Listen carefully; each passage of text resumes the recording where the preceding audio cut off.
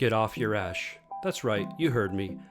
Confronting what happened to us in the past in order to understand who we are in the present so we can be who we want to be in the future.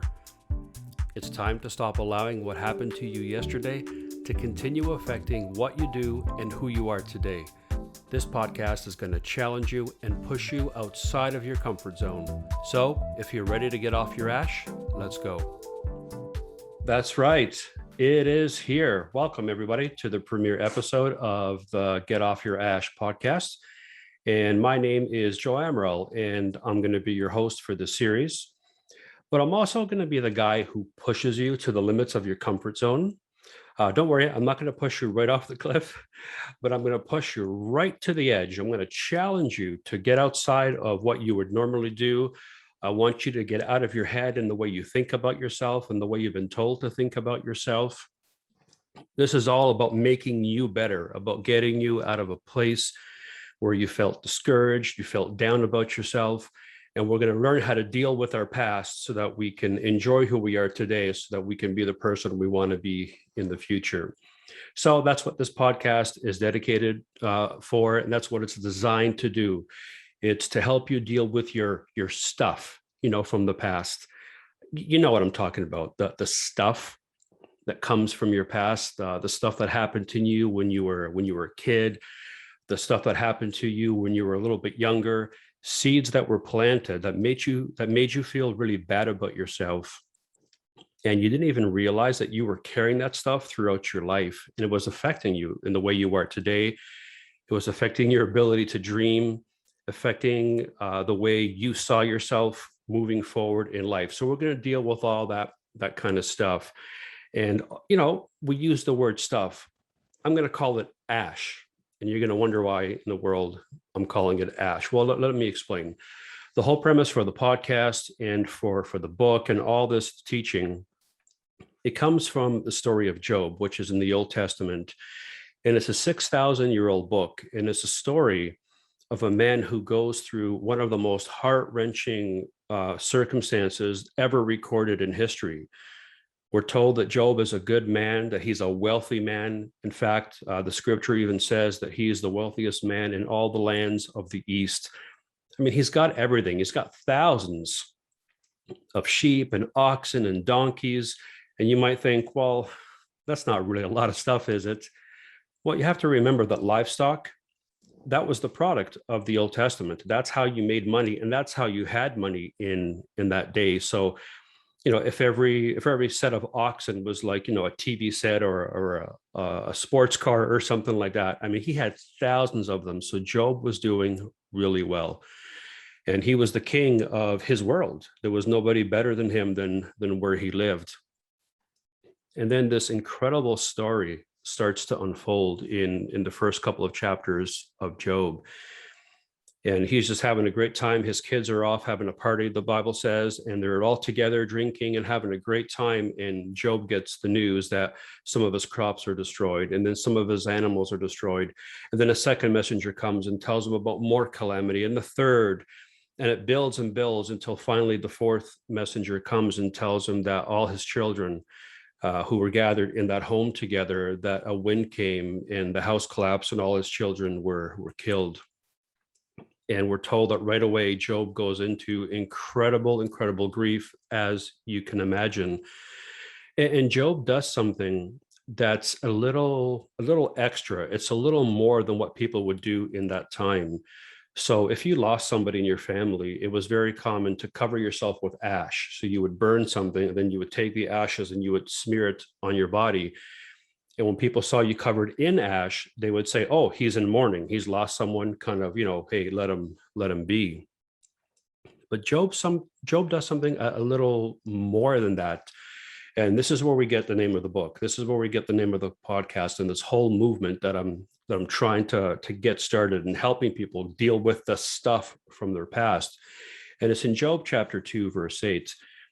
And speaking of Job, it says that he took a broken piece of pottery with which to scrape himself, because, again, in that time, it was common to cut yourself to show that you were in pain. It was like an external representation of what was going on inside.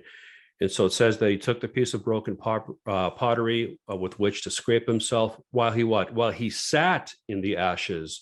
And that's different. This is the first time we're hearing about this. Now, like I said, usually you would cover yourself in ash, and that was the external sign.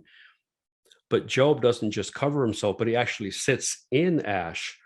Now, remember, he's a full grown man. He's had 7 children. He's been married a long time. He's accumulated all of this wealth. He's got to be at least in his, mid 40s, mid 50s, something like that. So he's a full grown man. And we're not told where the ash comes from, just that he has it gathered and then he sits on it. So where does he get the ash? Well, in those days, in the far Mid East, we know that it was common to burn the dead, human and animal remains. I mean, there was thousands of animals in the story. There's no way they could have buried them one by one. So it's most likely that they burned everything, including the bodies of the children. And imagine for a moment, if that is the case, that he collects all that ash, which represents everything he's just lost. It represents everything he's worked for his entire life. And he makes a big old pile of ash, and then he sits on it. And that's what we're told. Job sat in the ashes. So he literally sat on, it was his ash. It was personal. It wasn't something that he paid somebody to burn for him and then bring it in. This was his personal loss. And so all that stuff, all that ash is in that pile. Think of what it represents. It's loss, it's hurt, it's pain, it's anger, it's frustration, it's everything you can imagine that comes with that kind of event that happens in your life. But then we get to the end of Job. So here he is. He's sitting on his ash and he's sulking, and he spends 40 chapters complaining. He's angry at God. He's angry at his friends. He's angry at everybody. There's a few verses where he says, basically, doesn't God know who I am? Like, how could he let such a bad thing happen to me? Such a good guy. He says, I was the eyes of the blind. I was the legs of the lame. I mean, people would fear me. They would bow before me. Like, doesn't God know who I am? Like, this should not be happening to a guy like me. And he tries to reason it, but it doesn't go so well. So for 40 chapters, he sits. But then at the end, we have this remarkable verse where we're told that, God restores to Job double what he had in the beginning, and that the second part, or the latter part of his life, was greater than the first. So what did Job do? How did he go from being this angry, agitated, negative man who sat on his ash for all that time? How does he get to the end as now a man who has everything given back to him and his life is restored and he has a future? Well, we see what happens in Job chapter 42, verse 6. And this is what really, really struck me as the key to change. And this is why I'm going to keep pushing you guys to get outside of your comfort zone, to confront your past, because this is what Job has to do. So Job 42:6, he says, therefore I despise myself. Now, I find that interesting. It's not that Job hates himself, but he hates what he's done. He's become this person, his ash, his stuff from the past. Because he's been sitting on it, it's fed into that negativity. It's fed that anger, that hostility. All that kind of stuff begins to manifest in his life because he's sitting on it and he's allowing it to seep into his system. And he says, I despise myself for what I've become. Why? And he said, now I repent from what? From sitting in the dust and in the ashes. He said, I hate what I've become. And it's all because I've been sitting on my ash. That's it. I'm getting off my ash and I'm getting on with my life. And that's the turning point for Job. He has this epiphany that the longer he sits on his ash, the more negative he becomes and the more he despises what he's becoming. And we're going to talk about this as we kind of flesh this out in future podcasts, and the effects of our past and how it seems to change and affect our behavior in the present, and it kind of limits our ability to see beyond just the now. So we'll talk about that as we move forward. But right now, I just wanted to set that stage. And what Job did is that he had to get off his ash. He had to leave that behind. He had to make a decision that that would no longer rule or govern how he behaved in the present. And so if you're willing to put in the work, if you're willing to confront the fear of your past, and you're going to gain a better understanding of who you are today, and then you can start the journey becoming, or towards becoming, who you want to be and what you want to be in the future. This isn't a show. It's not a podcast about, leaving what you have for something better. No, it's loving yourself enough, being confident enough in yourself to say, I'm going to ask for that promotion. I'm going to launch that podcast. I'm going to launch that YouTube channel. I'm going to, instead of always being in fear what people are going to say, because your past has been controlling who you are. And so again, as we move forward in future podcasts, we're going to talk about that. But today, as the premiere episode, I thought it would be very, very appropriate to bring on the guest that I'm about to bring on. So let me tell you a little bit about him.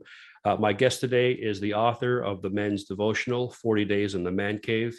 He is a super talented artist. In fact, he's the guy who drew the pile of ash on the cover of my book. And if you go to getoffyourash.today, you can see the cover of the book, or go to Amazon and type in Get Off Your Ash, and you're going to see this big old pile of ash.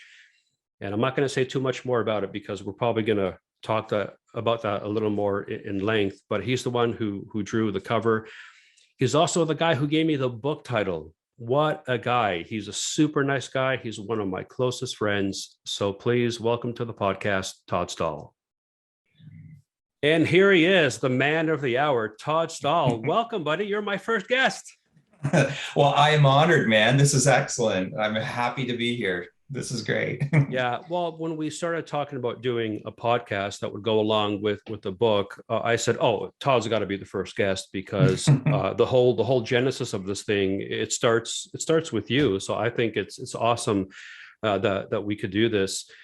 And I've already talked a little bit about what you do, what your background is, and kind of that fateful night when we came to your place down in Leamington, Ontario. Woo, right? Represent.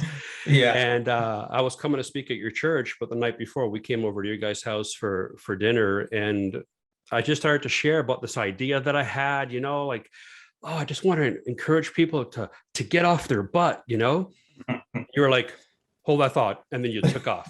Exactly. So what did you do? Exactly. Where's your part of the story? All right. Well, yeah, when you said that, honestly, it just I just knew. I went downstairs, I started sifting through some of these cards that I had done years ago, which is so strange, Yeah. So they were downstairs. I opened it up. I brought that card up, as you know, to you, and I said, I think this is what you're looking for. And you have that card? I do have that card. I think it'd be really cool to show. So these cards were very simple, as you can see. Got a very basic old rotary phone on the front. And this is how I visioned it, just a simple card. And then on the inside, it's exactly what we were hoping to get here. It says, Job called, ... He left you a message, get off your ash. And that's when crazy. I brought that up and showed you, I think you were like, that's it. Right? That's what I wanted to say, but I didn't know I wanted to say it. Oh, man. Because I had this whole idea, but like, I want to encourage people, like, get off your butt, man. Like, don't be afraid. Like, it's okay to try new stuff. If you fail, so what? And that was the idea. And, when you took off and brought that back, and I'm like, yeah, that's exactly what I'm talking about. Now, here's the question, though, the $1 million question. Why did you even have that card? Like, who writes that kind of stuff? Right?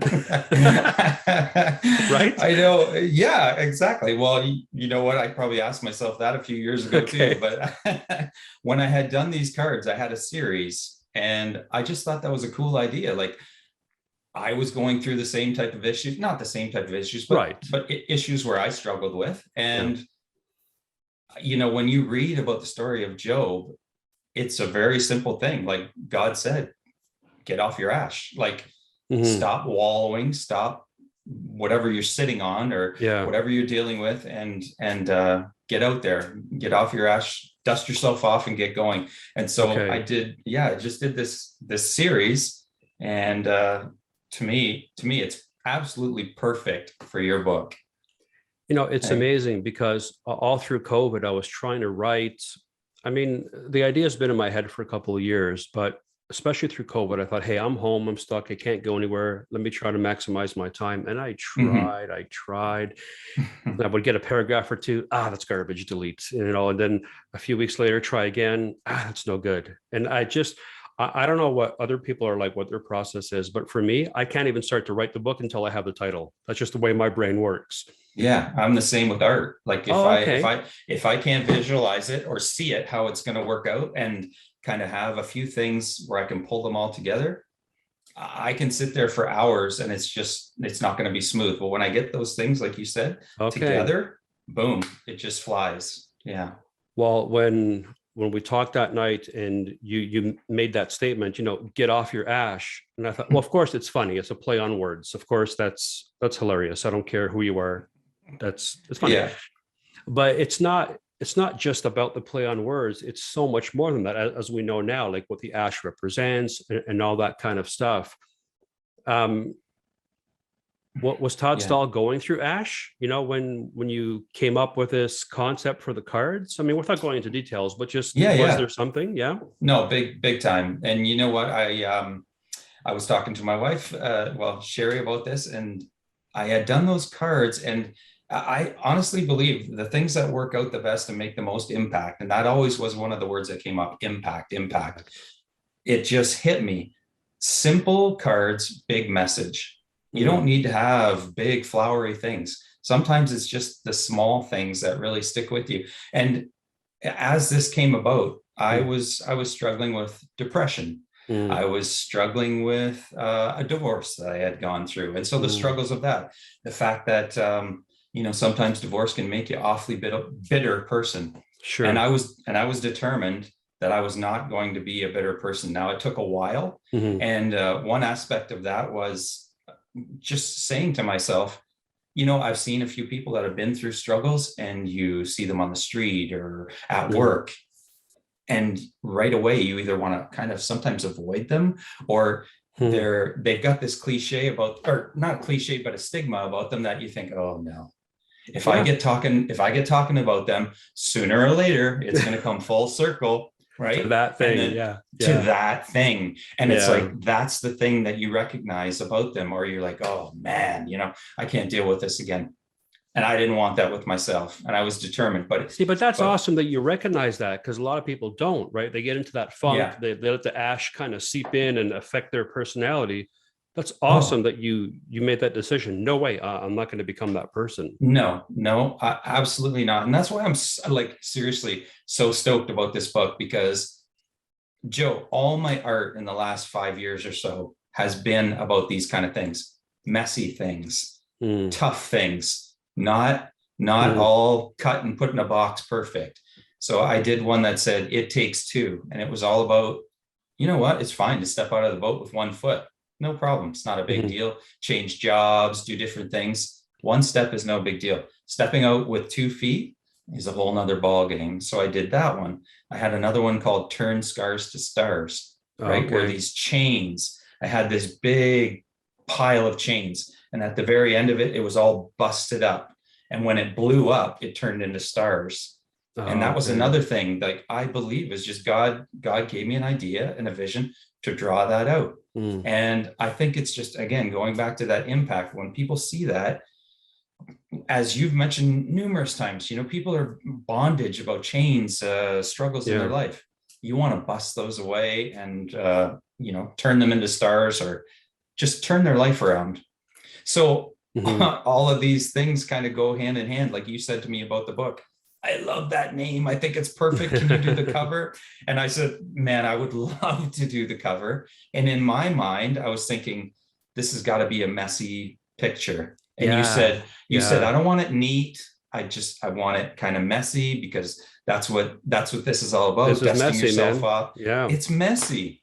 And Here, so, let's show them the cover. I have it here. okay. So you were talking, man, you were talking my language when you said that. Just let's make it messy. Um, and we were at a fire call. I don't know if you want me to continue talking about this, but we were at a fire call and we came up to this building and it had about 40 no parking signs. They What? were Have you ever bust. seen that before? Never in my life. they were a massive pile. Yeah. They looked like they had been shot with guns. They were Yeah. They bent, were in rough different shape. things. They were in rough Yeah. shape. And I saw that and I'm like, oh my goodness, Joe has to see this because it is such a perfect example of quit getting stuck.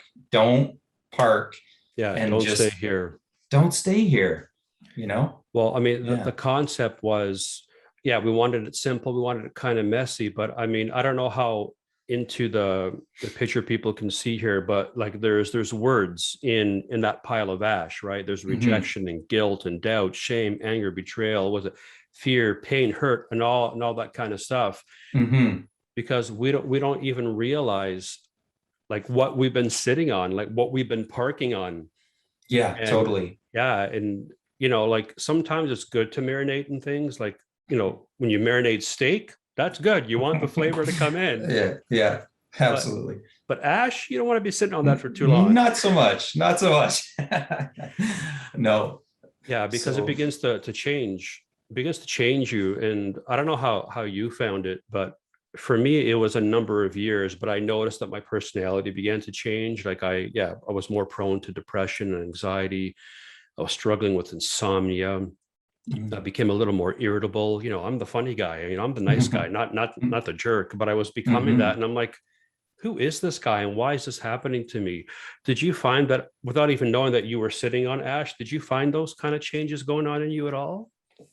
Oh yeah, for sure Yeah. I did. You know what? I might have been sadly I might have been that person that didn't show it out in public, Mm, but I hated the fact that I would be miserable inside my house or inside my quiet time, let's say going for in the mhm. car or different things.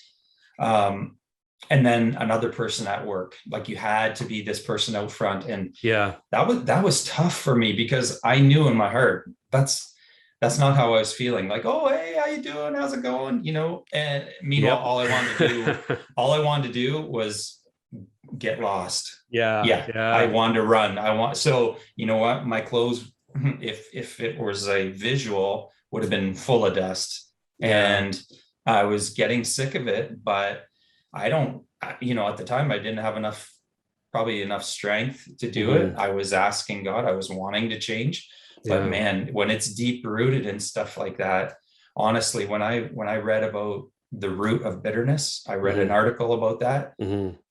Man, I can remember exactly where I was sitting. I was sitting on the floor reading out of this crappy laptop computer, and Hmm. it just hit me like a ton of bricks. Like, I can't be this way anymore. I don't want to be Yeah. that way. I don't want to be wrapped in a pile of ash or sitting on a pile of ash or whatever it is. Whatever it is. Yeah, yeah. I mean, sometimes we need to get to that point of desperation, right? Where it's like, okay, this bad and it can't get worse than this. Like I Mhm. can't seek any lower than this. So how do you get off your ash? Like what was was there a turning point for you? Or, even with the newer stuff, like with this new book, was there anything in there that you found that like, oh, that was something that I grabbed onto to help me? Oh yeah, like I mean, I think with your book, it was an absolute perfect reminder for me Hmm. to continue to keep dusting yourself off and getting off that mountain. Like that backpack analogy where you've got a backpack on, for example, and you're like, I can't take this anymore. I'm chucking it. Yeah. And then what you do is you're like, oh, maybe I should just go hang out on that pile of ash and go through my backpack again. Like, why?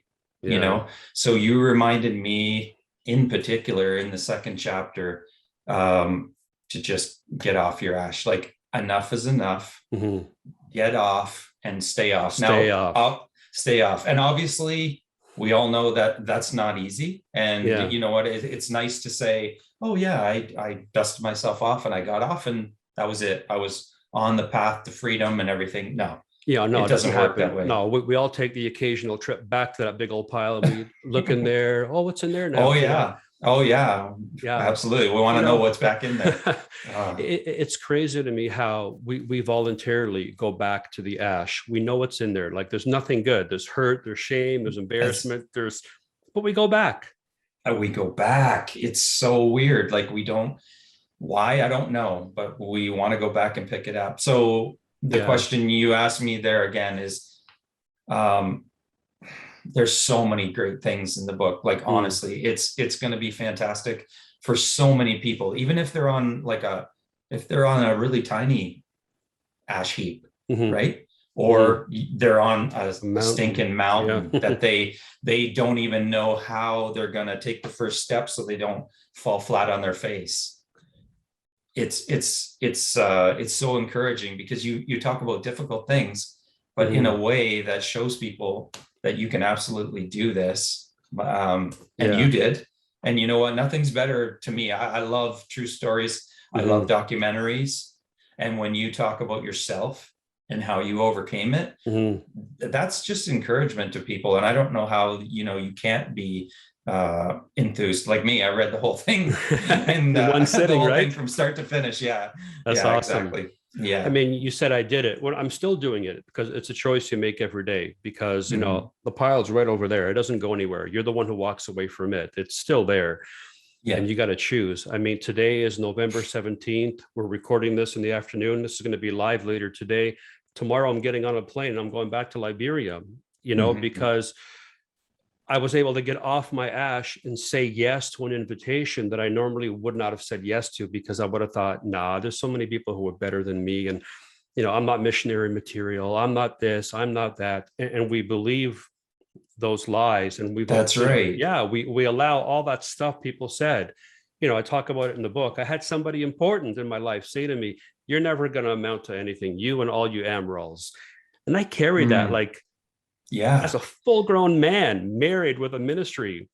Thinking, I know it's devastating, right? Yes. Yeah. And look at Liberia. I mean, it's incredible what you're doing. And if you believe those lies, if you believe those lies, where would you be?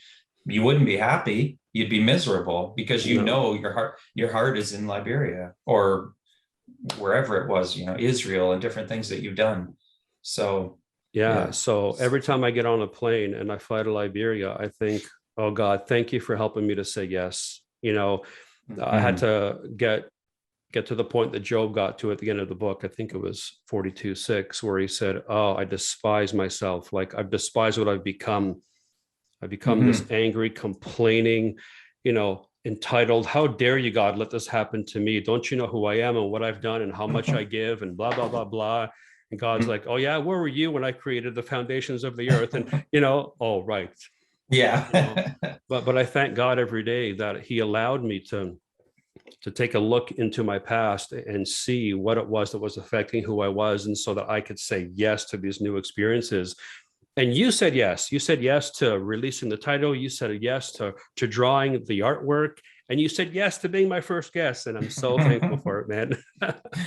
Man, I'm grateful for every bit of that too. I really do appreciate it. And again, I'm so excited about this book for you. I feel like I'm quite an even-keeled guy. Like, even at the fire department, they always say, Stelzy's just kind of like one level, and but not with this. But not with this. I'm like, I think it's phenomenal. I just think it's going to be a fantastic thing for people to read. Yeah. Well, listen, man, I so appreciate, your friendship, and I appreciate you being so willing to share what God gave you, because that's what the kingdom is all about, is about, helping and building other people up. So I just want to say thanks, man, thanks for getting off your ash, and in turn, letting me get off my ash. And I'm hoping that lots of ashes will be gotten off. I couldn't agree more. So yes, thank you for the opportunity, and thank you for letting me use my talent of art or whatever. And because before I kept it hidden, even with things, because I just didn't think I was good enough or whatever. And those are just lies, right? So yes, thank you for allowing me to do that. And it's been fun, that's for sure. And it's going to get even better. All right, man. Well, we're just getting started. Todd Stahl, thank you so much, my friend. Thank you. Talk to you later, Joe. Thanks so much for joining us on today's podcast. We hope you found it informative and encouraging. For more information about Get Off Your Ash, or to order the book, you can visit www.getoffyourash.today, or just search it out on Amazon. That's it for now. This is Joe Amaral reminding you to get off your ash and stay off.